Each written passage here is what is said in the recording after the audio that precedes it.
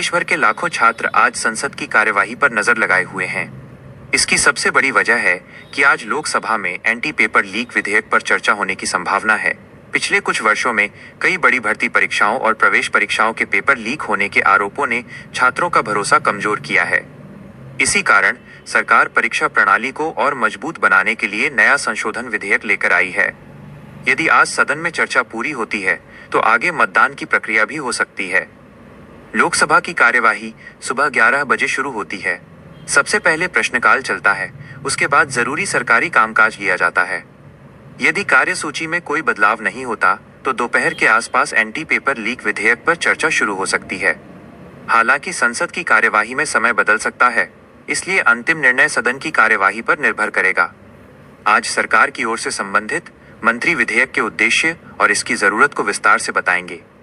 सरकार का कहना है कि पेपर लीक करने वाले गिरोहों पर पहले से अधिक सख्त कार्रवाई की जाएगी ताकि मेहनत करने वाले छात्रों के साथ अन्याय न हो। विपक्ष भी इस मुद्दे को गंभीरता से उठा सकता है। विपक्ष ये सवाल पूछ सकता है कि जब पहले से कानून मौजूद हैं तो फिर बार बार पेपर लीक की घटनाएं क्यों हुई। कई सांसद परीक्षा एजेंसियों की जिम्मेदारी, तकनीकी सुरक्षा और छात्रों को हुए नुकसान पर भी अपनी बात रख सकते हैं।